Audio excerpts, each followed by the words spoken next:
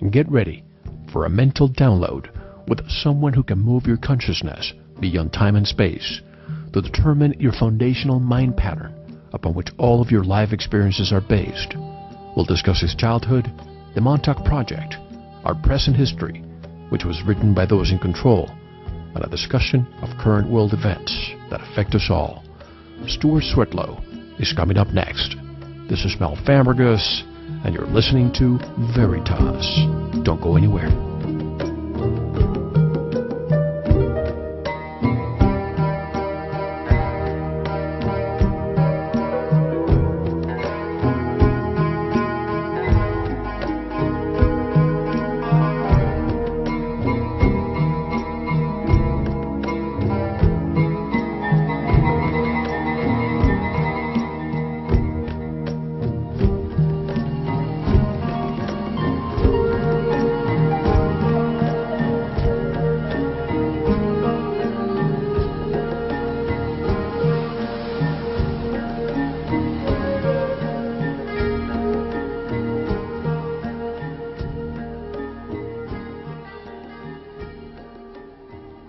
This is Graham Hancock, and you're listening to The Veritas Show.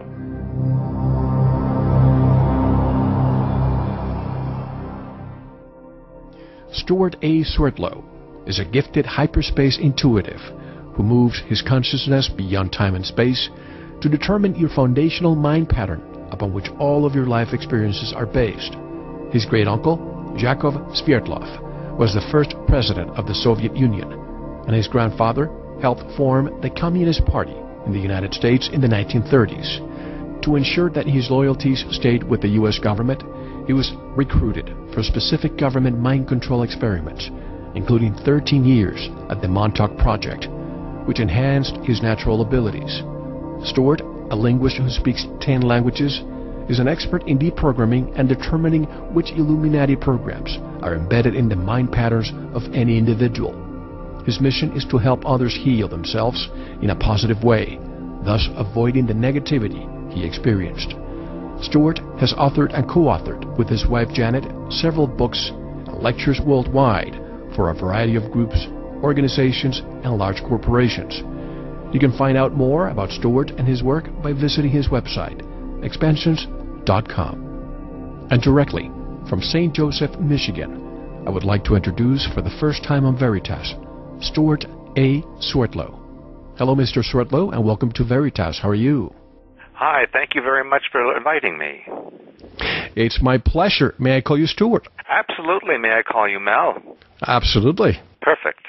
Well, I have to tell you, I am somewhat embarrassed, and I tell this to a lot of my new guests sometimes because where in the world have I been that I was not aware of your work? I've spent the last couple of days reviewing your interviews, your website, and so on, and I'm so excited to have you here because you're the type of guest that we like because you discuss so many things ranging from the paranormal all the way to what is happening in today's world, but you have a different perspective and you give a real meaning.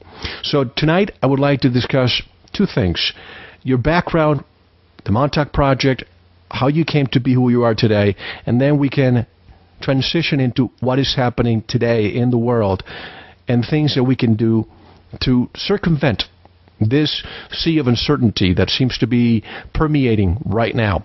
So to start, Stewart, you were involved in the Montauk Project as a child.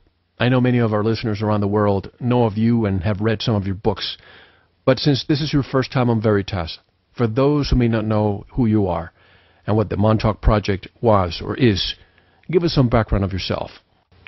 Okay, well, I will tell you, I'll go back a little bit in time, because as you mentioned, my great-uncle, Yakov Swerdlow, was the first president of the Soviet Union, and in fact, before the Soviet Union became such, he was the roommate of Stalin in the gulags in Siberia.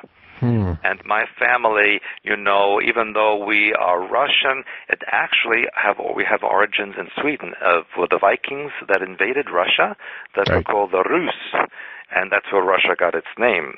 So that is my family's background, and they founded the town of Nizhny Novgorod in Russia. And so when my my great uncle became the president of the Soviet Union, he sent my grandfather to Britain in order to help start the Communist Party there. And I suppose it wasn't so successful in Britain at that time, and so they put him into the United States. And so that's when everything here started to happen. It was during approximately the time of the Great Depression. And my grandmother was a Soviet spy, but of course that was during World War II, and I must tell the audience that in World War II, the United States and the Soviet Union were actually allies. So Right. It wasn't such a terrible thing at those days.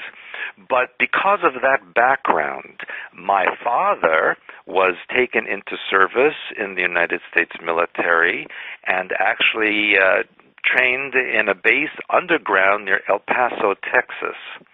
And it was shortly after that I was born, and my father was followed for many years after that by a Secret Service. Our family in the United States was heavily monitored. In fact, still we are monitored.